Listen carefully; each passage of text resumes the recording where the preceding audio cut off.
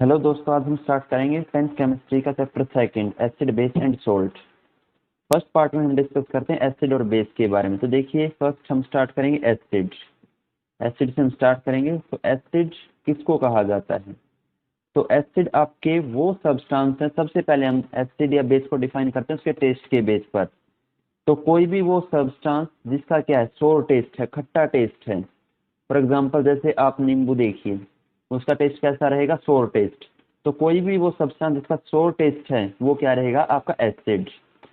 दूसरा देखिए, एसिड हम किस सब्सटेंस को कहेंगे या फिर उसकी कैरेक्टरिस्टिक क्या रहेगी? तो कोई भी वो सब्सटेंस जो क्या कर सकता है, ब्लू लिटमस के कलर को चेंज कर दे रेड में। ब्लू लिटमस को जो किसके अंदर कन्वर्ट कर सकता है? रेड लिटमस के अंदर। उसको हम क्या कहेंगे? एसिडिक सब्सटेंस कहेंगे। अब याद रखना, बड़ा आसान है। एसिड, एसिड मीन्स एसिड का क्या है? खतरा। और खतरे का कलर कैसा रहेगा? रेड। तो इसका मतलब ब्लू टू रेड। तो वो सब्सटेंस जो ब्लू टू रेड कन्वर्ट कर दें लिटमस पेपर को, उसको हम क्या कहेंगे? एसिड कहेंगे। अगर हम एग्जाम्पल की बात करें, फॉर एग्जाम्पल HCl, H2SO4, ये सारे क्या एसिडिक सब्सटेंस हैं। और अगर आप इन सब्सटेंस को देखेंगे HCl, तो ये क्या कर सकता है? ब्लू लिटमस को रेड। तो हर वो सब्सटेंस जो सोर इन टेस्ट है, दूसरा ब्लू लिटमस को रेड में बदल सकता है, वो सारे आपके क्या रहेंगे? एसिडिक सब्सटेंस रहेंगे। दूसरी टर्म मेरे पास है बेस। अब देखिए, मैं बेस की सब्सटेंस को कहूंगा। तो जो सब्सटेंस सोर टेस्ट था वो एसिड था, और जिसका बिटर टेस्ट है, जिस भी सब्सटेंस का बिटर टेस्ट है, बिटर मीन्स कड़वा जिसका टेस्ट है, उस सब्सटेंस को हम क्या कहेंगे? बेस कहेंगे। इसके अलावा अगर हम लिटमस पेपर के ऊपर बात करें तो बेस क्या करेंगे? देखिए, याद रखना बड़ा आसान है। बी से बेस, बी से ब्लू, यानी कि जो रेड लिटमस को किस में कन्वर्ट कर देगा? ब्लू के अंदर कन्वर्ट कर देगा। उस सब्सटेंस को हम क्या कहेंगे? बेसिक सब्सटेंस कहेंगे। और अगर तीसरा कैरेक्टरिस्टिक देखें तो क्या होगा? सोपी टच। बेस के अंदर कैसा टच आएगा? सोपी टच। जैसे कि साबुन होगी, बिल्कुल वैसा टच रहेगा। अगर कोई सब्सटेंस सोपी टच लेता है, इसका मतलब वो क्या? Base in nature. तो अगर हम बेस के कैरेक्टरिस्टिक देखें तो बिटर इन टेस्ट, वो क्या कर सकता है? रेड लिटमस को किसके अंदर कन्वर्ट करेगा? ब्लू के अंदर वो कन्वर्ट कर देगा। Example KOH, NaOH, calcium hydroxide, ammonium hydroxide, ये सारे क्या हैं? बेसिक सब्सटेंस हैं। नेक्स्ट इसके बाद अगर हम बात करें तो कुछ एसिड हमें नेचर में भी मिलते हैं और कुछ एसिड हम लैब के अंदर भी प्रिपेयर करते हैं। तो उस बेसिस पर हम दो टाइप के एसिड पढ़ते हैं, ऑर्गेनिक एसिड, और दूसरा हम किस टाइप का एसिड पढ़ते हैं? Inorganic acid. इनऑर्गेनिक को मिनरल एसिड भी कहा जाता है। इसको हम क्या कहेंगे? मिनरल एसिड भी कहेंगे। अब देखिए, क्लासिफिकेशन बड़ा आसान सा है। हमें नाम से पता चल रहा है ऑर्गेनिक। तो ऑर्गेनिक एसिड वो एसिड रहेंगे जो कि हमें किसके अंदर मिलते हैं? जो हमें प्लांट और एनिमल्स के अंदर हमें मिलेंगे। अगर कोई एसिड हमें प्लांट और एनिमल के अंदर मिलेगा तो उसको क्या कहा जाता है? Organic acid. और अगर कोई एसिड हम लैब के अंदर प्रिपेयर करेंगे तो जो लैब में प्रिपेयर किए जाते हैं उन एसिड को क्या कहा जाता है? आपका इनऑर्गेनिक या फिर मिनरल एसिड। अगर हम ऑर्गेनिक एसिड की बात करें तो ऑर्गेनिक एसिड जनरली क्या रहेंगे? आपके वीक एसिड रहेंगे। इनका नेचर क्या रहेगा? वीक ये एसिड रहेंगे। फॉर एग्जांपल जैसे विनेगर, किसके अंदर? विनेगर के अंदर कौन सा एसिड है? Acetic acid. ऑरेंज के अंदर सिट्रिक एसिड, लेमन के अंदर सिट्रिक एसिड, टर्मरिक के अंदर, इमली के अंदर टार्टरिक एसिड, टोमेटो के अंदर ऑक्सैलिक एसिड। तो ये सारे कौन से एसिड हैं आपके? ये सारे ऑर्गेनिक एसिड हैं, और ये सारे वीक एसिड हैं। और एक बात याद रखें, वीक एसिड कभी भी ज्यादा हार्म नहीं करते लिविंग टिश्यू को।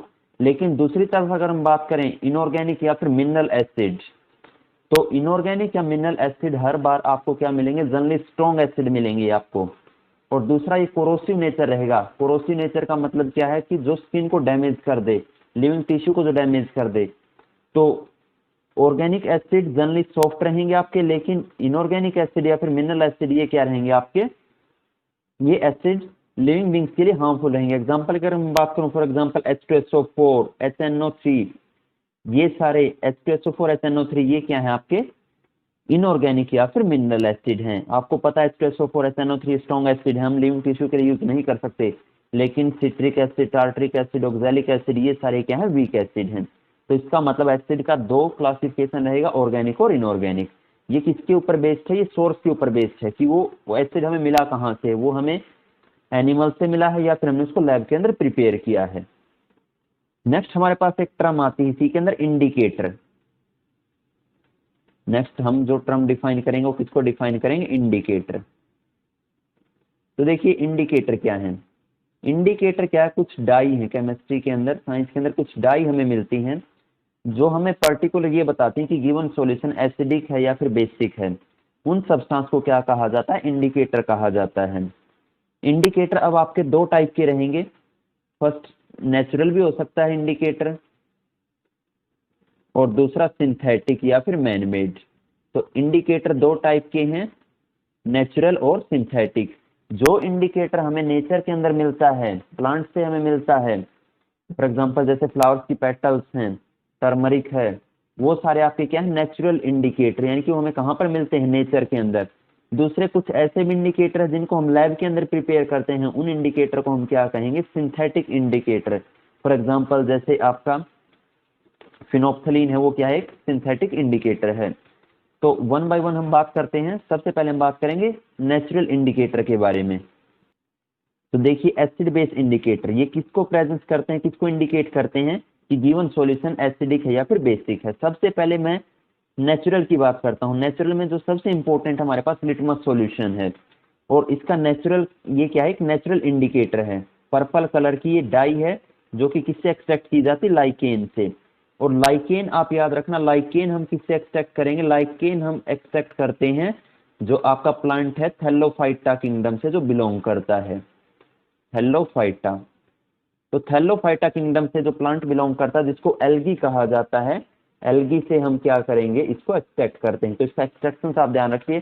जो लिटमस एक इंपॉर्टेंट नेचुरल इंडिकेटर है जिसका हम यूज कहाँ पर करते हैं, जिसका हम यूज करेंगे मेनली जो भी हमारा सब्सटेंस है उसको ये पता करने के लिए कि आपका गिवन सब्सटेंस एसिडिक है या फिर बेसिक है। अब देखिए हम कैसे डिटेक्ट करेंगे कि गिवन सब्सटेंस एसिडिक है या फिर बेसिक है। तो उसके लिए हम क्या लेंगे, लिटमस लेके चलेंगे। अब देखिए एसिड और बेस के अंदर कैसे डिफरेंट कलर हमें प्रोवाइड करवाता है। अगर मैं बात करूं लिटमस की, तो लिटमस देखिए अगर सॉल्यूशन आपका एसिडिक हुआ तो एसिडिक में लिटमस कैसा कलर आपको देगा, रेड कलर। और अगर आपका सॉल्यूशन बेसिक है, बेसिक में आपको कैसा कलर देगा, ब्लू कलर। तो हम गिवन कलर के बेसिस पर ये बड़ा इजीली हम आइडेंटिफाई कर सकते हैं कि गिवन सब्सटेंस एसिडिक है या फिर बेसिक। अगर लिटमस रेड कलर हमें दे इसका मतलब गिवन सब्सटेंस एसिडिक, और अगर ब्लू कलर देता है इसका मतलब गिवन सब्सटेंस क्या है, बेसिक इन नेचर है। देखिए हमने इन जो इंडिकेटर की बात की वो सारे किसके ऊपर काम करते हैं, सारे कलर के ऊपर काम करेंगे। लेकिन कुछ ऐसे भी इंडिकेटर हैं जो सिर्फ स्मेल के ऊपर काम करते हैं। तो वो इंडिकेटर जो सिर्फ किसके ऊपर काम करेंगे, उन स्मेल के ऊपर, उनको क्या कहा जाता है, ओल्फैक्टरी इंडिकेटर। ओल्फैक्टरी इंडिकेटर किसके ऊपर काम करेगा, स्मेल के ऊपर काम करेगा। और अगर मैं ओल्फैक्टरी इंडिकेटर की बात करूं तो इसके अंदर मेरा क्या आएगा, ऑनियन, दूसरा वनीला, और तीसरा क्लोव ऑयल, लौंग का तेल जिसको कहा जाता है। तो ऑनियन, वनीला और क्लोव ऑयल ये तीनों क्या है, ओल्फैक्टरी इंडिकेटर हैं।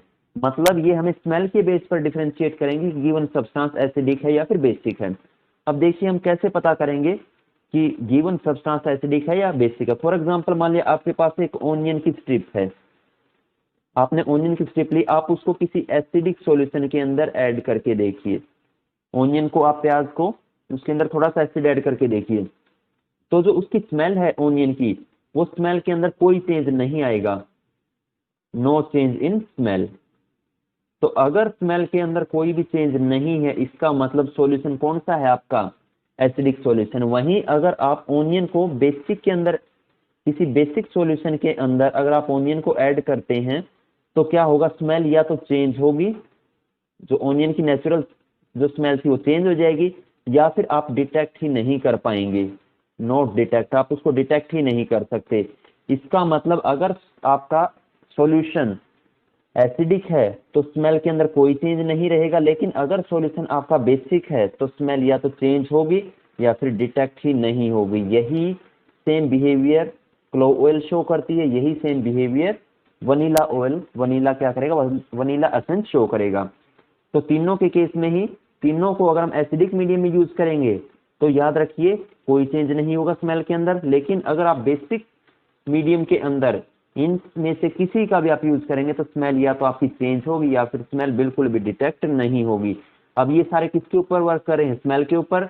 तो जो सब्सटेंस या जो डाई आपकी किसके ऊपर काम करे? स्मेल के ऊपर काम करे, उनको क्या कहा जाता है? Olfactory indicator. एग्जांपल आपका क्या रहेगा? फॉर एग्जांपल ऑनियन है या फिर क्लोव ऑयल है, ये दोनों आपके क्या है? ओल्फैक्टरी इंडिकेटर हैं। फॉर एग्जांपल अगर हम बात करें, सबसे पहले है आपका इंडिकेटर, इसके अंदर आपके नेचुरल भी और सिंथेटिक भी। फॉर एग्जांपल जैसे मैं टर्मरिक की बात करूं, टर्मरिक एक नेचुरल इंडिकेटर है। आपने जनरली ऑब्जर्व किया होगा कि बाई चांस अगर सब्जी व्हाइट कपड़ों के ऊपर गिर जाती है तो उसका कलर कैसा हो जाएगा?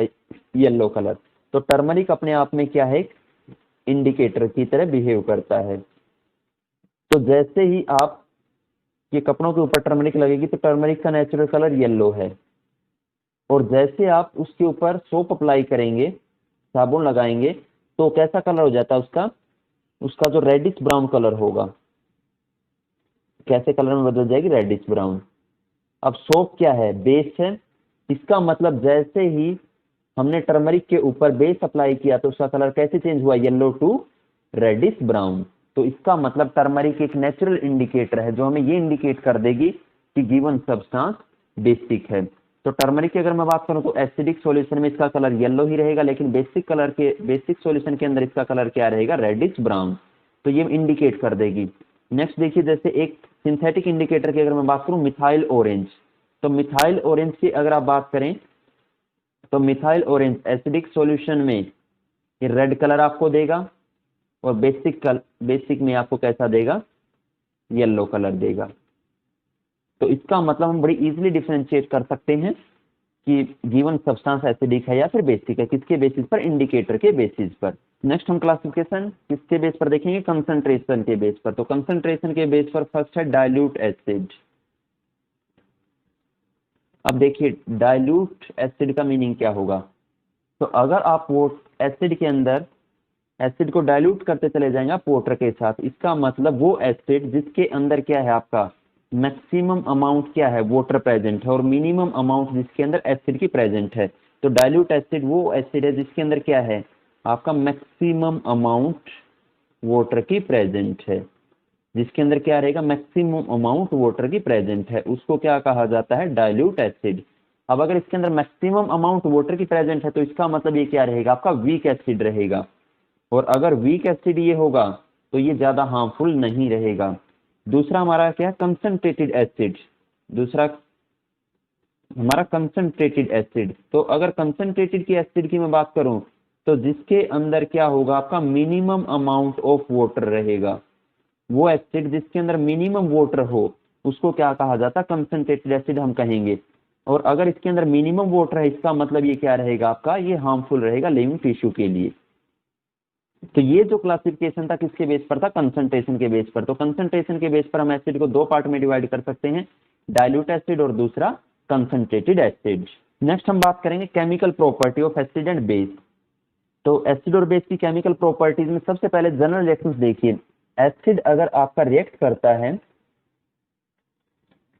किसके साथ? मेटल के साथ, तो आपका जनरली जो प्रोडक्ट बनेगा, प्रोडक्ट क्या क्या आएगा? सॉल्ट प्लस हाइड्रोजन गैस उसमें रिलीज होगी। अब देखिए हमने यहाँ पर एसिड लिखा है, तो ये सिचुएशन किस किस एसिड के केस में रहेगी? तो आप याद रखिए HCl और H2SO4 का जब आप यूज करेंगे तब आपकी हाइड्रोजन गैस प्रोड्यूस होगी। लेकिन अगर आप यहाँ पर एसिड किसका यूज करेंगे? HNO3 का यूज करेंगे, उसके केस में आपका दूसरा प्रोडक्ट, एक प्रोडक्ट सोल्ट बनेगा लेकिन दूसरा प्रोडक्ट याद रखिए किसकी फॉर्मेशन होगी? वाटर की फॉर्मेशन होगी। SNO3 का केस हम बाद में डिस्कस करेंगे, पहले हम रिएक्शंस देखेंगे किसके साथ? HCl के साथ और H2SO4 के साथ। तो HCl और H2SO4 के केस में जनरल आप याद रखिए, और हम ये जो रिएक्शंस पढ़ने वाले हैं डाइल्यूट एसिड के साथ हम पढ़ेंगे। तो डाइल्यूट एसिड के केस में जब भी डाइल्यूट एसिड मेटल के साथ रिएक्ट करेगा तो सोल्ट और हाइड्रोजन गैस की फॉर्मेशन होगी। फॉर एग्जाम्पल जैसे देखिए हम रिएक्शंस डिस्कस करते हैं। For example HCl plus zinc, तो किसकी फॉर्मेशन होगी? Zinc chloride plus hydrogen. HNO3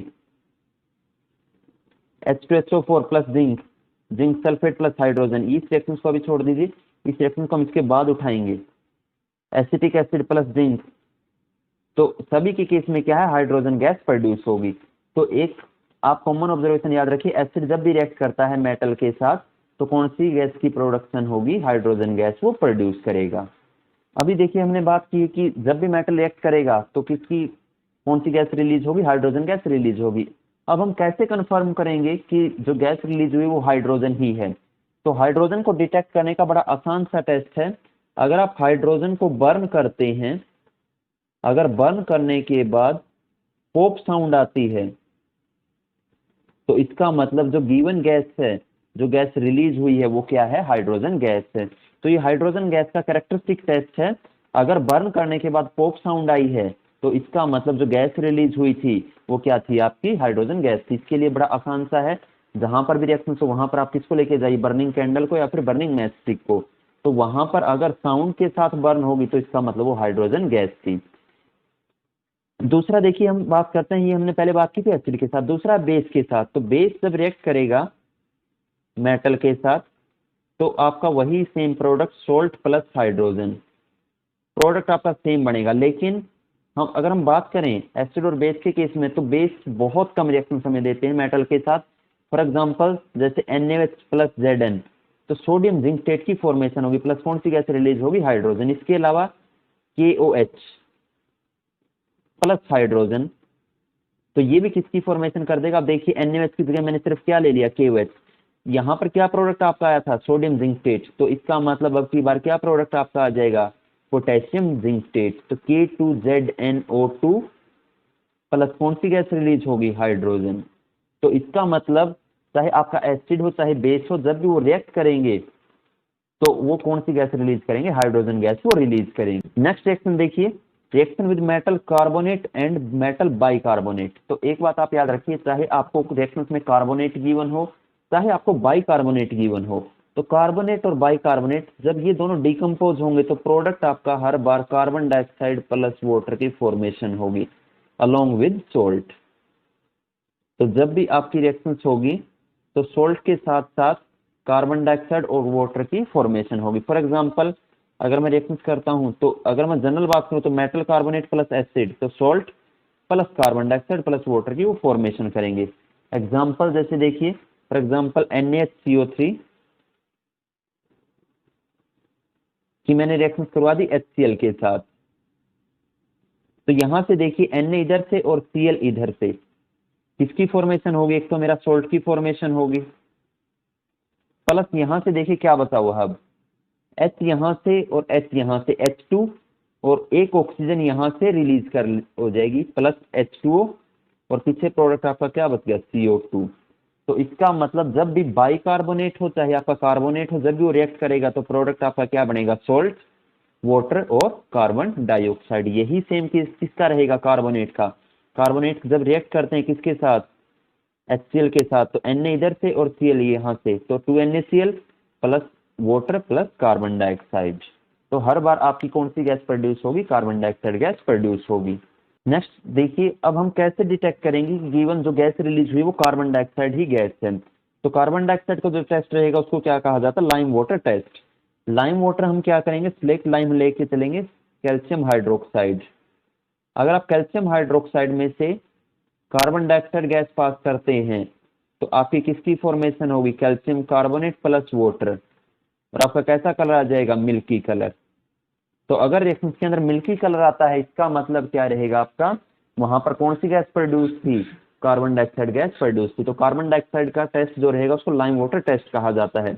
आपने एक बात यहाँ पर याद रखनी कि आप जो कार्बन डाइऑक्साइड पास करें वो सिर्फ लिमिटेड टाइम के लिए आप पास करें।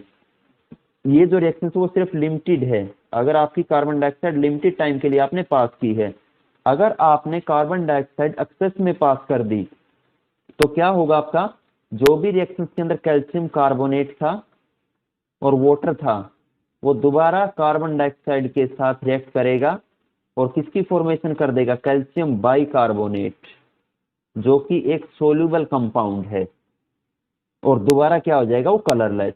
तो रिएक्शन सिर्फ आप डिटेक्ट तभी कर सकते हैं जब आपकी रिएक्शन क्या हो, लिमिटेड टाइम के लिए हो। एक्सेस में अगर आप CO2 पास करते हैं तब जो आपका प्रोडक्ट बनेगा वो कार्बोनेट किसके अंदर कन्वर्ट हो जाएगा, बाइकार्बोनेट के अंदर। और कार्बोनेट आपके व्हाइट कलर के मिल्की कलर अपीयरेंस देगा, लेकिन कैल्शियम बाइकार्बोनेट आपका क्या रहेगा, कलरलेस रहेगा। तो आपने जो भी आप टेस्ट कर रहे थे वो सिर्फ कार्बन डाइऑक्साइड किसके लिए, आपने सिर्फ एक लिमिटेड या कंसिडरेबल टाइम के लिए आपने क्या करना है, कार्बन डाइऑक्साइड को रिएक्शन मिक्सर के अंदर से आपने पास करना है। नेक्स्ट रिएक्शन हम डिस्कस करेंगे न्यूट्रलाइजेशन रिएक्शन। देखिए न्यूट्रलाइजेशन रिएक्शन वो रिएक्शन जिसके अंदर एसिड और बेस एक दूसरे के साथ रिएक्शन करके एक दूसरे को न्यूट्रलाइज कर देंगे और प्रोडक्ट हमें क्या देंगे, सोल्ट प्लस वाटर की वो फॉर्मेशन करेंगे। उस रिएक्शन को हम क्या कहेंगे, न्यूट्रलाइजेशन रिएक्शन हम कहेंगे। तो बड़ी इजी सी रिएक्शन है, एसिड और बेस एक दूसरे को न्यूट्रलाइज करने के बाद किसकी फॉर्मेशन करते हैं, सोल्ट और वाटर की वो फॉर्मेशन करेंगे। तो देखिए neutralisation reaction it takes place when the effect of base is nullified by the acid. जब बेस के इफेक्ट को एसिड खत्म कर दे और एसिड के इफेक्ट को बेस खत्म कर दे, और जो आपके पास प्रोडक्ट आएगा वो क्या आएगा, सोल्ट और वाटर। नेक्स्ट देखिए reactions of metal oxide with acid. अब आपको पता है मेटल ऑक्साइड का बिहेवियर क्या रहेगा, जो मेटल ऑक्साइड है वो जनरली बेसिक रहेगा। तो बेसिक सब्सटेंस बड़ी इजीली किसके साथ रिएक्ट कर सकता है, एसिड के साथ। तो अगर मैं बात करूं मेटल ऑक्साइड की, और अगर वो किसके साथ रिएक्शन देगा, एसिड के साथ, तो एक तरीके से क्या है, मेटल ऑक्साइड बेस, ये क्या है, एसिड। तो आपका प्रोडक्ट हर बार जो पीछे हमने न्यूट्रलाइजेशन के अंदर बताया था वही प्रोडक्ट आपका आ जाएगा दोबारा, सोल्ट प्लस वाटर की वो फॉर्मेशन करेगा। एग्जांपल CuO मेटल का ऑक्साइड है तो बेसिक नेचर है, HCl क्या एक एसिड है, तो रिएक्ट करने के बाद किसकी फॉर्मेशन करेगा, CuCl2 जो कि एक सोल्ट है प्लस वाटर की वो फॉर्मेशन करेगा। तो मेटालिक ऑक्साइड आपके क्या थे, बेसिक ऑक्साइड थे, और वो रिएक्ट करने के बाद वही आपकी जैसा न्यूट्रलाइजेशन के अंदर प्रोडक्ट आता था वही सेम आपका क्या देंगे, प्रोडक्ट देंगे। नेक्स्ट सेक्शन है नॉन मेटालिक ऑक्साइड। तो देखिए नॉन मेटालिक ऑक्साइड जो रहेगा वो कैसा नेचर रहेगा उसका, एसिडिक, क्योंकि मेटल के ऑक्साइड बेसिक थे और नॉन मेटल के ऑक्साइड क्या है, एसिडिक। तो एसिडिक सब्सटेंस बड़ा इजीली बेस के साथ रिएक्ट कर सकता है, और अगर एसिड और बेस रिएक्ट करेंगे तो वही आपका सोल्ट और वाटर की वो फॉर्मेशन करेंगे। For example calcium hydroxide, calcium hydroxide क्या है आपका, बेसिक, और CO2 क्या है आपका, एसिडिक। तो एसिडिक और बेसिक जब रिएक्ट करेंगे तो किसकी फॉर्मेशन करेंगे, और सोल्ट की और वाटर की वो फॉर्मेशन कर देंगे। तो आपकी मेटल ऑक्साइड की बात हो चाहे नॉन मेटल की ऑक्साइड की बात हो, रिएक्शन वैसे ही प्रोसीड करेंगे जैसे आपने नॉर्मली न्यूट्रलाइजेशन रिएक्शन आपने पढ़ी थी एसिड और बेस के केस में। देखिए non metallic oxide said to be acidic, तो नॉन मेटालिक ऑक्साइड क्या रहेगा, एसिडिक, और वो बेस के साथ बड़ी इजीली रिएक्ट करके सोल्ट और वाटर की वो फॉर्मेशन करेगा। एक पॉइंट आप याद रखिए, जो एसिडिक सॉल्यूशन है वो क्या करेंगे, इलेक्ट्रिसिटी कंडक्ट करेंगे। क्यों कंडक्ट करेंगे, अगर रीजन पूछता है तो क्योंकि एसिड और बेस टूटने के बाद किसकी फॉर्मेशन करेंगे, आयंस की फॉर्मेशन करेंगे, और उन्हीं आयंस के कारण वो क्या करते हैं, इलेक्ट्रिसिटी को कंडक्ट करते हैं। जितना स्ट्रॉन्ग आपका एसिड या जितना स्ट्रॉन्ग बेस रहेगा उतना ही आपका कंडक्शन, उतने ही ज्यादा आयंस बनेंगे, उतना ही बेटर वो आपको कंडक्टर मिलेगा। नेक्स्ट हमारे पास एसिड और बेस इन वाटर सॉल्यूशन। अगर आपके पास एसिड या फिर कोई बेस है, अगर आप उसको किसी सॉल्यूशन के अंदर ऐड करते हैं, फर्स्ट केस में ले लेता हूँ, मेरे पास एसिड है, तो एसिड को अगर मैं वाटर के अंदर ऐड करता हूँ तो मुझे जो आयन मिलेगा, देखिए एसिड जनरली वाटर के अंदर कौन से आयन की फॉर्मेशन करेगा, H पॉजिटिव आयन की वो फॉर्मेशन करेगा, जिसको हाइड्रोजन आयन कहा जाता है। तो एसिडिक सब्सटेंस हमें कौन सा आयन देगा, H पॉजिटिव आयन वो रिलीज करेगा। अब दूसरा देखिए पॉसिबिलिटी ये भी है कि जो H पॉजिटिव आयन है वो दोबारा वाटर के साथ कंबाइन हो जाए और वो किसकी फॉर्मेशन कर दे, H3O पॉजिटिव, जिसको हाइड्रोनियम आयन कहा जाता है। तो इसका मतलब मैं जनरल ये कह सकता हूँ कि एसिड को अगर मैं वाटर के अंदर डिसोल्व करूंगा तो दो तरह के आयन देगा, हो सकता है H पॉजिटिव भी हम बोल सकते हैं उसको, या फिर H3O पॉजिटिव। तो जैसे ही मैं क्या करता हूँ, एसिडिक सब्सटेंस को ऐड करता हूँ वाटर के अंदर, तो किसकी फॉर्मेशन करेगा, H3O positive ion, hydronium ion, या फिर H पॉजिटिव आयन, आप हाइड्रोजन आयन भी इसको बोल सकते हैं। अब देखिए H पॉजिटिव आयन एक स्मॉल आयन था, तो ये जनरली क्योंकि छोटा साइज है तो ये एग्जिस्ट नहीं करता, इसीलिए ये किसके साथ कंबाइन हुआ, H2O के साथ कंबाइन हुआ, और जैसे H2O के साथ कंबाइन होगा तो किसकी फॉर्मेशन कर देगा, H3O पॉजिटिव की वो फॉर्मेशन करेगा। फॉर एग्जांपल जैसे मेरे पास HCl है, तो जैसे ही मैं इसको एक्वस वाटर के अंदर ऐड करूंगा तो ये कौन से आयन की फॉर्मेशन कर देगा, H3O positive plus Cl negative. अब देखिए H3O पॉजिटिव आयन इसने रिलीज कर दिया, इसका मतलब ये क्या है, गिवन सब्सटेंस जो क्या है वो एसिडिक इन नेचर है। दूसरा अगर हम बात करें बेस के बारे में, तो बेस को जैसे आप वाटर के अंदर ऐड करेंगे तो बेस आपको कौन सा आयन प्रोवाइड करवाएंगे, OH नेगेटिव आयन, जिसको हाइड्रोक्साइड आयन कहा जाता है। तो बेस आपको हाइड्रोक्साइड आयन रिलीज करेंगे, फॉर एग्जांपल NaOH। तो जैसे आप वाटर के अंदर ऐड करेंगे तो Na positive plus OH negative. तो अगर कोई substance OH negative ion release करता है, इसका मतलब वो बेसिक इन नेचर है। और अगर कोई substance H3O positive ion release करे, इसका मतलब वो जनरली क्या है, एसिडिक इन नेचर है। नेक्स्ट टर्म देखिए एल्कली। तो एल्कली किसको कहा जाता है? अब हमें पता है जो सारे बेसिस हैं वो वाटर सोल्यूबल नहीं है, सिर्फ कुछ एक ऐसे बेस हैं जो वाटर के अंदर डिजोल्व हैं। फॉर एग्जांपल Na2O है, K2O है। तो कुछ ही बेस ऐसे हैं जो आपके वाटर के अंदर डिजोल्व होंगे, तो उन्हीं बेस को हम क्या कहेंगे, एल्कली कहा जाता है। तो एल्कली क्या है, वाटर सोल्यूबल बेस। वो बेस जो वाटर सोल्यूबल हैं, उन बेस को हम क्या कहेंगे, एल्कली हम कहेंगे। तो वाटर सोल्यूबल बेस, हमें पता है सारे जो बेसिस हैं do not dissolve in water. Alkali is a base that dissolve in water. तो जो आपका वाटर के अंदर डिजोल्व हो जाएगा उसी को हम क्या कहेंगे, उसी को हम एल्कली कहेंगे। फॉर एग्जांपल अगर मैं बात करूं Na2O, तो जैसे मैं इसको वाटर के अंदर डिजोल्व करूंगा तो ये किसकी फॉर्मेशन कर देगा, NaOH की। इसका मतलब ये वाटर सोल्यूबल है, तो वाटर सोल्यूबल बेस है, तो NaOH को मैं क्या कहूंगा, एल्कली। मेरे पास K2O है, K2O को मैं जैसे वाटर के अंदर ऐड करूंगा तो किसकी फॉर्मेशन करेगा, KOH की। इसका मतलब ये बेस भी क्या था, सोल्यूबल था। तो अगर वो वाटर सोल्यूबल है तो उसको हम क्या कहेंगे, एल्कली। तो फॉर एग्जांपल जैसे NaOH, KOH, calcium hydroxide, ammonium hydroxide. अब देखिए जितने भी आपके एल्कली हैं वो सारे बेस होंगे, लेकिन सारे बेस आपके एल्कली नहीं हो सकते, क्योंकि जरूरी नहीं सारे बेस आपके क्या हों, वाटर सोल्यूबल हों। इसका मतलब सारे बेस कभी भी एल्कली नहीं होंगे, लेकिन अगर कोई एल्कली है तो ये कंफर्म है कि वो बेस जरूर रहेगा। अब नेक्स्ट देखिए पॉइंट, ये कहता है कि जैसे ही हम क्या करेंगे, मिक्स करते हैं एसिड को या बेस को वाटर के साथ। तो एक बात आप याद रखिए कि एसिड हो चाहे आपके पास बेस हो, जैसे आप उसके अंदर वाटर ऐड करेंगे तो जो रिएक्शन है वो एक्सोथर्मिक इन नेचर है, यानी कि उस रिएक्शन से हीट बाहर निकलेगी। अगर रिएक्शन से हीट बाहर निकलेगी तो इसका मतलब हमें कुछ प्रिकॉशंस रखनी पड़ेंगी जब भी हम क्या करेंगे, डाइल्यूशन करेंगे एसिड का। देखिए फर्स्ट केस मेरे पास ये है कि मैंने यहां पर क्या लिया है, एसिड, और मैंने इसके अंदर वाटर का एडिशन किया। दूसरा केस मैंने ये ले लिया कि मेरे पास बिकर के अंदर क्या है, वाटर है, और मैं ऊपर से एसिड का एडिशन करता हूं। तो एडिशन करते टाइम आप जो मेथड यूज करेंगे, आपने ध्यान रखना है आप फर्स्ट मेथड का यूज नहीं करेंगे। हम हर बार क्या करेंगे, डाइल्यूशन करते टाइम हम एसिड को ऐड करेंगे ड्रॉप वाइज। देखिए अगर फर्स्ट केस में यूज करता हूं तो मैंने यहां पर जैसे मैं वाटर ऐड करूंगा तो यहाँ पर एसिड बहुत ज्यादा है, तो इस केस में जो हीट रिलीज होगी वो इतनी ज्यादा रिलीज होगी कि ये जो कंटेनर है या तो ये कंटेनर ब्रेक हो जाएगा, या फिर दूसरा क्या होगा, जो भी वाटर था वो हीट के कारण किसमें कन्वर्ट होगा, वाटर वेपर के अंदर कन्वर्ट होगा, और वाटर वेपर सारे एकदम से बाहर आएंगे। तो आपने ध्यान रखना कि जब भी आप डाइल्यूशन करें तो डाइल्यूशन करते टाइम आपने क्या करना है, आपने एसिड को क्या करना है, ऐड करना है इसके अंदर, वाटर के अंदर, वो भी कांस्टेंट स्टीरिंग के साथ, क्योंकि रिएक्शन क्या है, हाईली एक्सोथर्मिक इन नेचर है।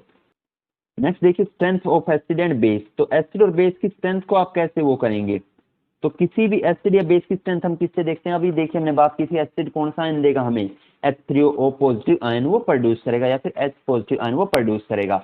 और बेस कौन सा आयन प्रोड्यूस करेगा, OH नेगेटिव आयन। तो इन्हीं आयन के बेस पर हम डिफाइन करते हैं कि किसी भी एसिड की स्ट्रेंथ क्या है।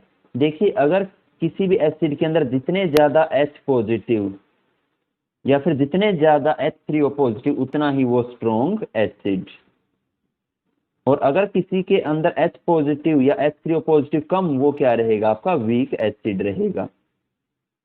सेम केस किसका रहेगा, आपका बेस का रहेगा। अगर किसी बेस के केस में जितने ज्यादा OH नेगेटिव उतना ही स्ट्रॉन्ग बेस, और अगर किसी बेस के केस में OH आयन वो कम प्रोड्यूस करेगा उतना ही वो क्या रहेगा, वीक बेस रहेगा। अब देखिए कोई भी कितने H पॉजिटिव रिलीज करेगा या कितने OH नेगेटिव रिलीज करेगा, तो उसको हम किसके ऊपर एक्सप्रेस करते हैं, किसकी हेल्प से हम एक्सप्रेस करते हैं, तो उसके लिए हम किसका यूज करेंगे, जनरली हम यूज करेंगे किसका, एक यूनिवर्सल इंडिकेटर का, जिसकी हेल्प से हम ये आइडेंटिफाई करेंगे कि गिवन जो एसिड है उसकी स्ट्रेंथ क्या है, वो स्ट्रॉन्ग है या फिर वीक है। और उस इंडिकेटर को क्या कहा जाता है, पीएच स्केल। और जो पीएच वर्ड आया है, पीएच का मीनिंग क्या, potence hydrogen. Potence hydrogen means कि हाइड्रोजन आयन की पावर क्या है। तो उसी के बेस पर हम क्या करेंगे, एक्सप्रेस करते हैं किसी भी एसिड या बेस की स्ट्रेंथ को, तो उसको क्या कहा जाता है, पीएच स्केल।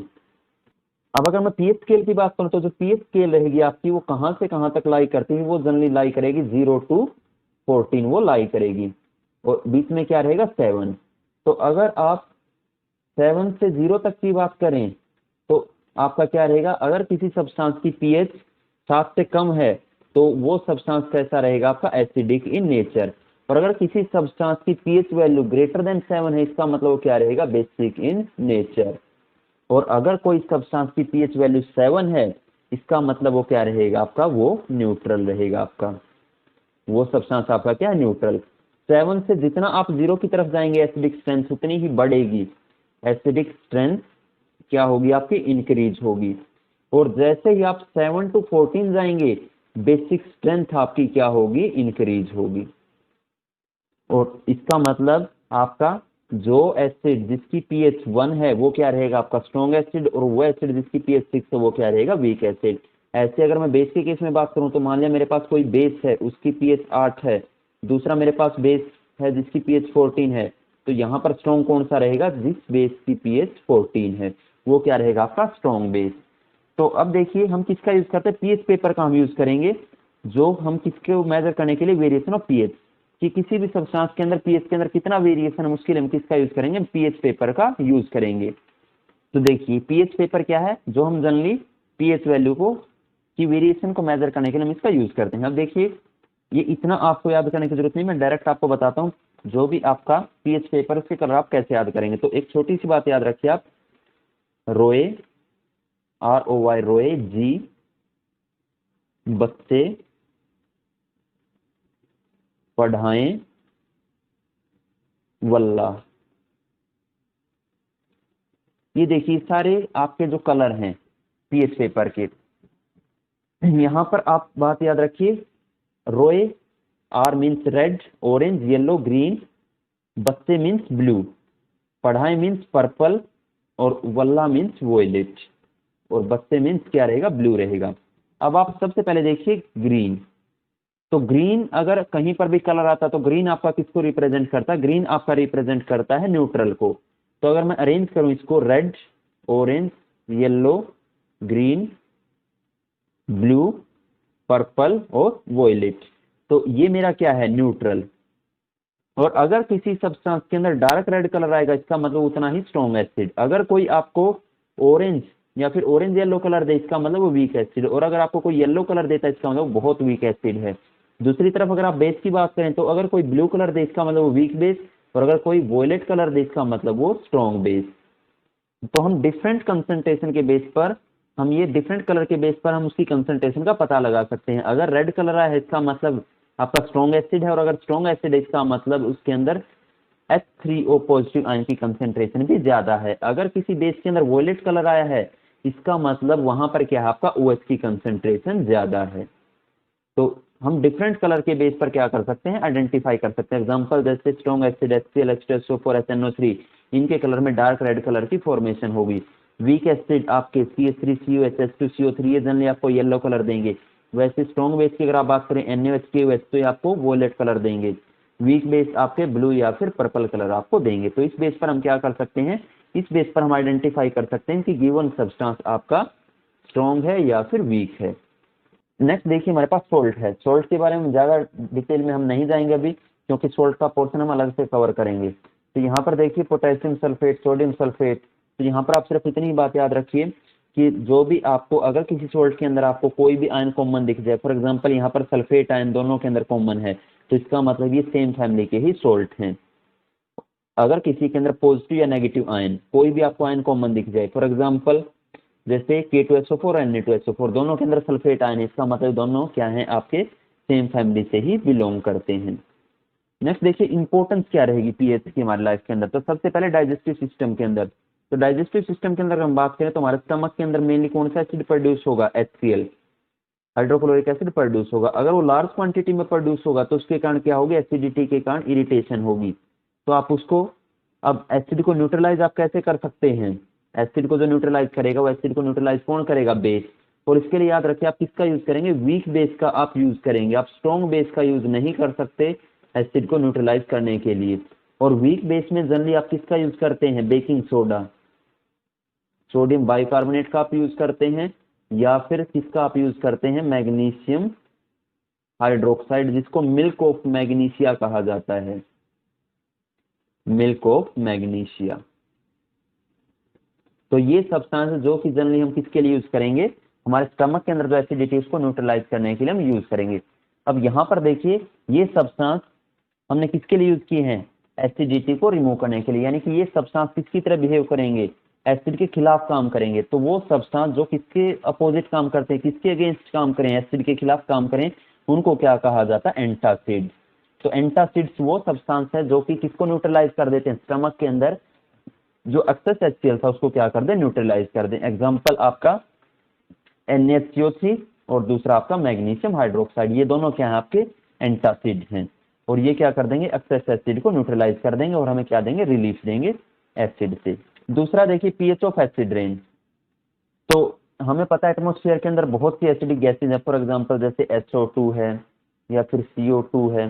तो ये गैसेज जैसे ही रेन होगी तो रेन के साथ कंबाइन होके ये किसकी फॉर्मेशन करेंगे, H2SO3 की फॉर्मेशन करेंगे, CO2 किसकी फॉर्मेशन करेगी, H2CO3 की फॉर्मेशन करेगी, यानी कि एसिड की फॉर्मेशन करेंगे। जब वो एसिड किसके साथ कंबाइन होंगे, वाटर के साथ कंबाइन होंगे, तो वाटर की पीएच अगर लेस देन 5.6 चली जाएगी तो उसको क्या कहेंगे, हम एसिड रेन कहेंगे। अब वो एसिड रेन क्या करेगी, आपका वाटर बॉडीज के अंदर जाएगी और वो क्या कर देगी, जो भी एक्वेटिक लाइफ है उसको किल कर देगी। तीसरा आपका पीएच ऑफ सोयल। तो सोयल के अंदर अगर हम बात करें तो देखिए जो भी प्लांट हैं आपके, प्लांट नॉर्मली जो हैं वो ग्रो करते हैं नॉर्मल पीएच के ऊपर, पीएच 7 के ऊपर। तो अगर मान लिया कहीं किसी पर्टिकुलर एरिया की सोयल अगर बहुत ज्यादा एसिडिक हो जाती है, फिर हम किसका यूज करेंगे, हम बेस का यूज करेंगे उसको न्यूट्रलाइज करने के लिए। फॉर एग्जांपल बेस हम किसका यूज करते हैं, हम लाइम का यूज कर लेते हैं, चूने का यूज कर लेते हैं। और अगर किसी एरिया की सोयल एसिडिक है तो हम वहां पर जनरली किसका यूज कर लेते हैं, हम बेस का यूज करेंगे। और अगर सोयल कहीं पर बेसिक है तो बेसिक सोयल के लिए हम किसका यूज करते हैं, मैन्योर का यूज कर लेते हैं। मैन्योर जो देसी खाद रहेगा आपका, क्योंकि मैन्योर के अंदर क्या है, प्लांट प्रोडक्ट हैं, और प्लांट प्रोडक्ट जब डिकम्पोज होंगे तो एसिड को रिलीज करेंगे। तो इस तरीके से वो क्या कर देंगे, न्यूट्रलाइज कर देंगे।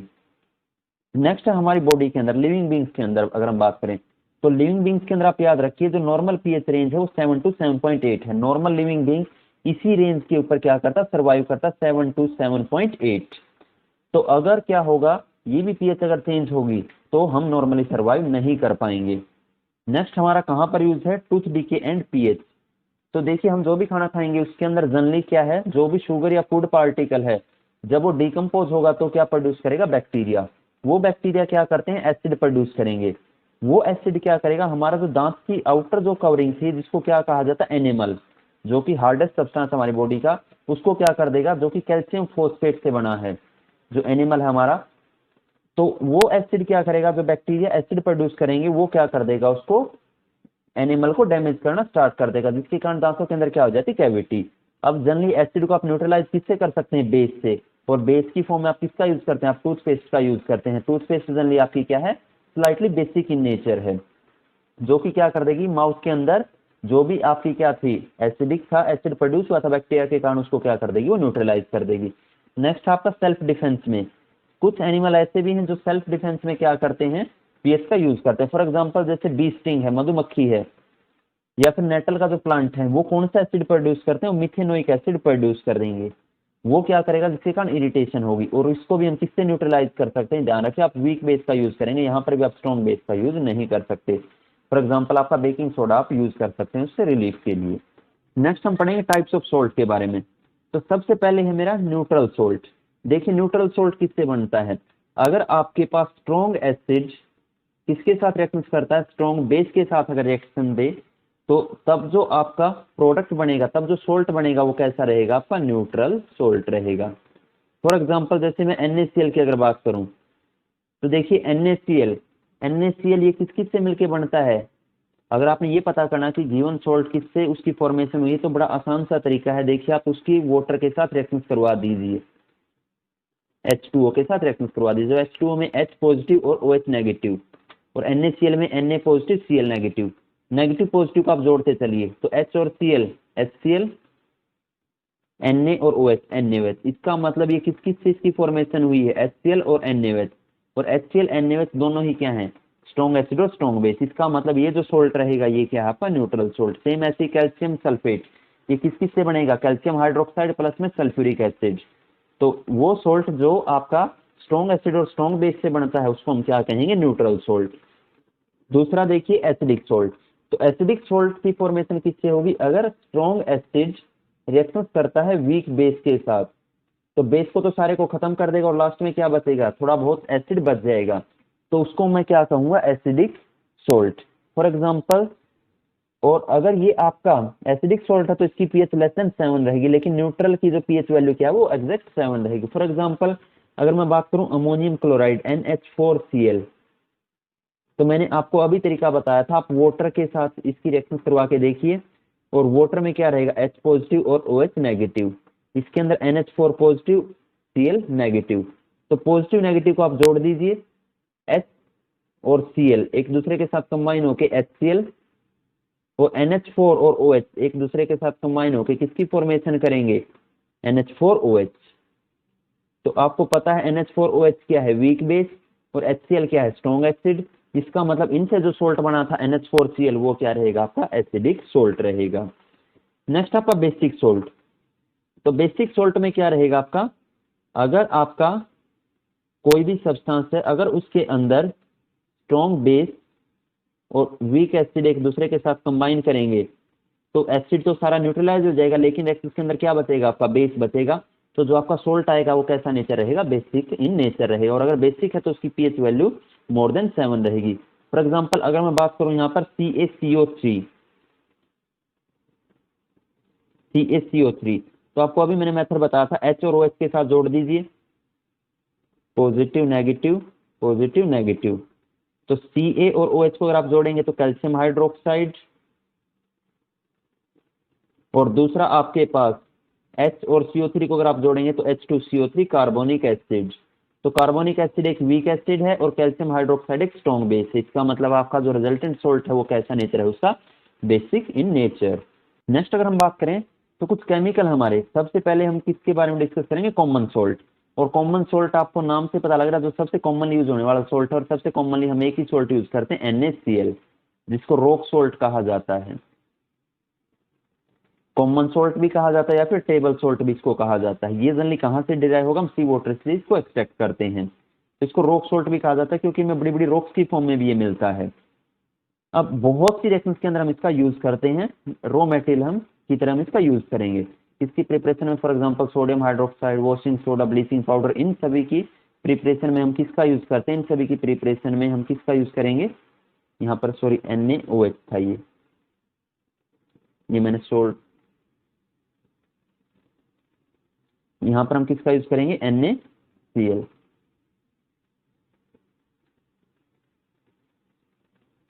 अब देखिए सबसे पहले हम रिएक्शंस यूज करते हैं। अभी हमने कहा था कि हम कॉमन जो सोल्ट है NaCl उसका हम यूज करेंगे और उसके अंदर जो सबसे पहले रिएक्शंस है क्लोर एल्कली प्रोसेस है। अब देखिए इसके रिएक्शंस के नाम से ही देखिए क्या इन्फॉर्मेशन हमें मिलती है। क्लोर, क्लोर जो वर्ड है वो किसके लिए यूज किया गया, क्लोरीन के लिए। इसका मतलब इसके अंदर एक जो प्रोडक्ट आएगा आपका क्लोरीन आएगा। दूसरा एल्कली, और एल्कली आपको स्टार्टिंग में मैंने बताया था वाटर सोल्यूबल बेस, यानी कि वो बेस जो वाटर सोल्यूबल रहेगा। तो यहाँ पर हमने NaCl लिया है, तो Na से जो सोल्ट बनता है, एल्कली बनता है, वो क्या बनेगा, NaOH। इसका मतलब इसमें एक प्रोडक्ट क्या बनेगा, NaOH। तो रिएक्शंस के नाम से हमें दो प्रोडक्ट तो वैसे ही कंफर्म है। तो जैसे ही हम NaCl और NaCl को हम किसके अंदर डिजोल्व करेंगे, वाटर के अंदर, तो NaCl प्लस वाटर, इसको क्या कहा जाता है, ब्राइन हम कहेंगे। NaCl प्लस वाटर, इसको क्या कहा जाता है, ब्राइन। तो जैसे हम ब्राइन की रिएक्शंस करवाएंगे, ब्राइन का हम इलेक्ट्रोलाइसिस करेंगे, उसके अंदर से इलेक्ट्रिसिटी पास करेंगे, तो हमें किस किस की फॉर्मेशन होगी, यहाँ पर Cl2 और हाइड्रोजन की, प्लस जो तीसरा प्रोडक्ट बनेगा वो किसकी फॉर्मेशन होगी, NaOH। अब यहाँ पर देखिए जो प्रोडक्ट है उन सभी का हम यूज कर लेते हैं फर्दर। सबसे पहले अगर मैं हाइड्रोजन की बात करूं तो हाइड्रोजन आपका एज ए फ्यूल हम यूज करते हैं, फर्टिलाइजर में हम यूज करते हैं। क्लोरीन क्लोरीन वाटर ट्रीटमेंट में, क्योंकि डिसइंफेक्टेंट की तरह काम करता, पीवीसी की पाइप्स बनाने में, क्लोरोफ्लोरोकार्बन बनाने में, जो कि हम रेफ्रिजरेटर वगैरह के अंदर यूज करते हैं, पेस्टिसाइड वगैरह बनाने में हम यूज करते हैं। NaOH सोप और डिटर्जेंट की फॉर्मेशन में यूज करते हैं, पेपर इंडस्ट्री के अंदर इनका यूज किया जाता है। अब हाइड्रोजन और क्लोरीन मिलके देखिए किसकी फॉर्मेशन करेंगे, HCl की। HCl का हम किसके लिए यूज करते हैं, इंडस्ट्री में बहुत ज्यादा यूज इसका, मेडिसिन और जो दूसरे सब्सटेंस बनाने में। दूसरा क्लोरीन, क्लोरीन का ब्लीचिंग में हम बहुत ज्यादा यूज करते हैं, ब्लीचिंग एजेंट है ये। फैब्रिक्स को ब्लीच करने के लिए हम किसका यूज करते हैं, क्लोरीन। किसी भी वो सब्सटेंस का हम यूज कर लेंगे जिसके अंदर क्लोरीन प्रेजेंट है। नेक्स्ट हमारे पास है ब्लीचिंग पाउडर। तो ब्लीचिंग पाउडर देखिए हम कैसे प्रिपेयर करते हैं। जो अभी हमने पिछली रिएक्शंस में पढ़ा था क्लोरएल्कली में, वहां पर जो क्लोरीन गैस प्रोड्यूस हुई थी, उस क्लोरीन गैस को हम किसके अंदर से पास करेंगे, लाइम वाटर में से हम पास कर देंगे। तो जैसे हम लाइम वाटर में से पास करेंगे तो किसकी फॉर्मेशन होगी, कैल्शियम ऑक्सीक्लोराइड प्लस वाटर। तो ये जो कैल्शियम ऑक्सीक्लोराइड है यही आपका क्या है, ब्लीचिंग पाउडर है। अब देखिए नाम से हमें पता चल रहा है ब्लीचिंग पाउडर है, तो इसका मतलब ब्लीच में तो यूज होगा ही। तो हम इसका यूज करते हैं टेक्सटाइल फैक्ट्रीज या फिर लॉन्ड्री वगैरह के अंदर एज ए डिसइंफेक्टेंट, क्योंकि इसके अंदर क्लोरीन प्रेजेंट है और क्लोरीन के अंदर डिसइंफेक्टेंट बिहेवियर है, तो हम इसका एज ए डिसइंफेक्टेंट भी यूज करते हैं। दूसरा हम इसका ब्लीचिंग के लिए यूज करते हैं। इसके अलावा एक यूज और आप याद रखिए, इसका एज ए ऑक्सीडाइजिंग एजेंट भी आप यूज करते हैं। कैल्शियम ऑक्सीक्लोराइड या फिर ब्लीचिंग पाउडर का आप कैसे यूज कर सकते हैं, एज ए ऑक्सीडाइजिंग भी आप इसको यूज कर सकते हैं। नेक्स्ट हमारे पास जो है baking soda, sodium hydrogen carbonate, NaHCO3। तो इसके अंदर देखिए वही हम सबसे पहले हम ब्राइन का यूज करेंगे। NaCl प्लस H2 मैंने आपको अभी मेंशन किया था, हम इसको क्या कहेंगे, ब्राइन। तो ब्राइन के अंदर हम कौन सी गैस पास करेंगे, कार्बन डाइऑक्साइड प्लस अमोनिया। और ब्राइन आपको बताया था NaCl और वाटर है। तो जैसे ही रिएक्शन होगी तो किसकी फॉर्मेशन होगी, अमोनियम क्लोराइड की प्लस NaHCO3। अब NaHCO3 के प्रेसिपिटेट बनेंगे तो उन प्रेसिपिटेट को हम अलग कर लेंगे, और जैसे ही प्रेसिपिटेट आएंगे इन प्रेसिपिटेट को हम दोबारा क्या कर देंगे, गर्म कर देंगे। और जैसे हम गर्म करेंगे तो किसकी फॉर्मेशन होगी, Na2CO3। अब Na2CO3 इसको हम क्या करेंगे, रीहाइड्रेट हम करेंगे। रीहाइड्रेट का मतलब क्या है आपका, कि जो Na2CO3 था उसके अंदर हम किसका एडिशन कर देंगे, वाटर मॉलिक्यूल का हम एडिशन कर देंगे। तो मैं यहां पर लिखता हूं रेफरेंस, जो Na2CO3 था उसके अंदर किसका एडिशन हम कर देंगे, H2O। तो इसको रीहाइड्रेट हम कर देंगे। तो जैसे रीहाइड्रेट हम इसको करेंगे तो प्रोडक्ट क्या बनेगा, Na2CO3.10H2O। और यही आपका क्या है, इसी को हम क्या कहेंगे, बेकिंग सोडा हम कहेंगे। तो सबसे पहले हम किसकी फॉर्मेशन करेंगे, NaCO3 की। जैसे हम इसको हीट करेंगे तो सोडियम कार्बोनेट की फॉर्मेशन होगी, और सोडियम कार्बोनेट के बाद हम इसको क्या कर देंगे, रीहाइड्रेट हम कर देंगे। और यहां से देखिए अब जो CO2 गैस प्रोड्यूस हुई है इसी बिहेवियर के कारण इसका हम किस में यूज करते हैं, हम डो वगैरह, केक या पेस्ट्री वगैरह के अंदर यूज करते हैं, क्योंकि वहां से कौन सी गैस प्रोड्यूस होगी, कार्बन डाइऑक्साइड। उन्हीं बबल्स के कारण वो क्या होगा, बहुत सॉफ्ट बनेगा आपका जो भी बेकरी प्रोडक्ट रहेगा। या फिर इसके अलावा हाउस होल्ड, आपको इंग्रेडिएंट्स बताया था मैंने, NaHCO3 किस में यूज करते हैं हम, एज ए एंटासिड इसको यूज किया जाता है। और इसके अलावा आपका बेकिंग पाउडर की फॉर्मेशन में भी हम क्या करते हैं, इसका यूज करते हैं। नेक्स्ट देखिए, जैसे हम क्या करेंगे, बेकिंग पाउडर को अब हीट करते हैं, किसकी प्रेजेंस में, किसी एसिड की प्रेजेंस में। यहाँ पर हम माइल्ड एसिड लेंगे, कोई वीक ऑर्गेनिक एसिड लेंगे, फॉर एग्जांपल जैसे आपका सिट्रिक एसिड या फिर जर्नियम टार्टरिक एसिड का इसके लिए यूज करते हैं। तो एसिड क्या रिलीज करेगा, H पॉजिटिव। तो H पॉजिटिव जैसे कंबाइन होगा तो क्या बना देगा, सोडियम सोल्ट बना देगा एसिड का, प्लस कौन सी गैस वो रिलीज करेगा, CO2 गैस वो रिलीज कर देगा। अभी वॉशिंग सोडा का हमने पिछले स्टेप में डिस्कस किया था कि जैसे ही मेरे पास क्या रहेगा, बेकिंग सोडा रहेगा NaHCO3, तो जैसे मैं उसको हीट करता हूं तो किसकी फॉर्मेशन करेगा, Na2CO3 की वो फॉर्मेशन करेगा। और Na2CO3 को जैसे ही मैं रीहाइड्रेट करता हूं, इसके अंदर मैं वाटर मॉलिक्यूल ऐड करता हूं, तो Na2CO3.10H2O। अब ये जो 10H2O है इसको मैं क्या कहूंगा, वाटर ऑफ क्रिस्टलाइजेशन। जो भी वाटर मॉलिक्यूल किसी सोल्ट के साथ केमिकली कंबाइन होंगे उसको क्या कहा जाता है, वाटर ऑफ क्रिस्टलाइजेशन। तो Na2CO3 को मैंने रीहाइड्रेट कर दिया, और Na2CO3 को अकेला क्या कहा जाता है, सोडा एस। तो सोडा एस के अंदर मैं जैसे वाटर ऐड करूंगा तो किसकी फॉर्मेशन होगी, Na2CO3.10H2O। जिसको क्या कहा जाता है, वॉशिंग सोडा कहा जाता है। और वॉशिंग सोडा का आपका मेनली ग्लास या सोप इंडस्ट्री में यूज है, या फिर क्लीनिंग एजेंट की तरह यूज करते हैं। वाटर की हार्डनेस को रिमूव करने के लिए इसका यूज किया जाता है, या फिर जो आपका बोरेक्स ग्लास है उसकी मैन्युफैक्चर में भी हम क्या करेंगे, इसका यूज करेंगे। नेक्स्ट टर्म अभी हमने जो लिखी थी वाटर ऑफ क्रिस्टलाइजेशन। तो वाटर ऑफ क्रिस्टलाइजेशन क्या है, fix number of water molecule है। जैसे इसके साथ देखिए सिर्फ 10 वाटर मॉलिक्यूल इसके साथ कंबाइन है। तो किसी भी सोल्ट के साथ, किसी भी फॉर्मूला यूनिट के साथ जो fix number of water molecule chemically combine है, उसी को क्या कहा जाता है, उसी को वाटर ऑफ क्रिस्टलाइजेशन मैं कहूंगा। फॉर एग्जांपल CSO4.5H2O, तो यहाँ पर 5H2O क्या है, वाटर ऑफ क्रिस्टलाइजेशन है। जैसे देखिए gypsum also contain water of crystallisation, क्योंकि जिप्सम का फॉर्मूला क्या है, CSO4.2H2O, तो इसके अंदर भी 2 water molecule water of crystallisation इसके अंदर प्रेजेंट है। अब देखिए इसी से हम जिप्सम से हम किसकी फॉर्मेशन करते हैं, पीओपी, प्लास्टर ऑफ पेरिस की हम फॉर्मेशन करते हैं। और पीओपी को कैसे बनाया जाता है कि जो भी आपका जिप्सम था CSO4.2H2O, उसको आप हीट कर दीजिए 100 डिग्री सेल्सियस के ऊपर या फिर 373 केल्विन के ऊपर, तो क्या होगा, CaSO4.12H2O, कैल्शियम सल्फेट हेमीहाइड्रेट। और कैल्शियम सल्फेट हेमीहाइड्रेट इसी सब्सटेंस को क्या कहा जाता है, पीओपी कहा जाता है। ये रिएक्शन टेम्परेचर कंट्रोल रिएक्शन, आपने याद रखना, अगर आप टेम्परेचर ग्रेटर देन, मतलब अगर आप ज्यादा टेम्परेचर लेके चलते हैं 100 डिग्री सेल्सियस, तब आपका क्या होगा, तो क्या होगा, जितने भी वाटर मॉलिक्यूल थे सारे वाटर मॉलिक्यूल बाहर चले जाएंगे, और तब आपका जो प्रोडक्ट बनेगा इस केस में वो आपका क्या बनेगा, CaSO4.2H2O। तो सारे वाटर मॉलिक्यूल को क्या कर देगा, बाहर कर देगा। और इस सब्सटेंस को हम क्या कहेंगे, इस सब्सटेंस को कहा जाता है डेड ब्रंट प्लास्टर। इसको क्या कहा जाता है, डेड ब्रंट प्लास्टर। तो आपने ध्यान रखना है कि आप क्या करेंगे, जैसे ही आप इसकी केयरफुल हीटिंग करेंगे 373 केल्विन या फिर 100 डिग्री सेल्सियस के ऊपर, तो ये क्या बनेगा, CSO4.12H2O। और अगर आप 100 से ज्यादा इसको करेंगे, टेम्परेचर देंगे, तो सिर्फ किसकी फॉर्मेशन कर देगा, वो डेड ब्रंट प्लास्टर की फॉर्मेशन कर देगा। इसको हम मेनली किसके लिए यूज करते हैं, पीओपी हम यूज करते हैं फ्रैक्चर्ड बोन के लिए। और अगर हम इसको वाटर के अंदर दोबारा ऐड कर देते हैं, तो दोबारा किसके अंदर कन्वर्ट हो जाएगा, ये दोबारा वाटर को क्या कर लेगा, वाटर ऑफ क्रिस्टलाइजेशन को ऐड कर लेगा, और दोबारा किसके अंदर चेंज हो जाएगा, जिप्सम के अंदर। और पीओपी के टॉयज वगैरह बनाने में, डेकोरेटिव मटेरियल या फिर स्मूथ सरफेस वॉल वगैरह को स्मूथ बनाने के लिए हम इसका क्या करते हैं, यूज करते हैं।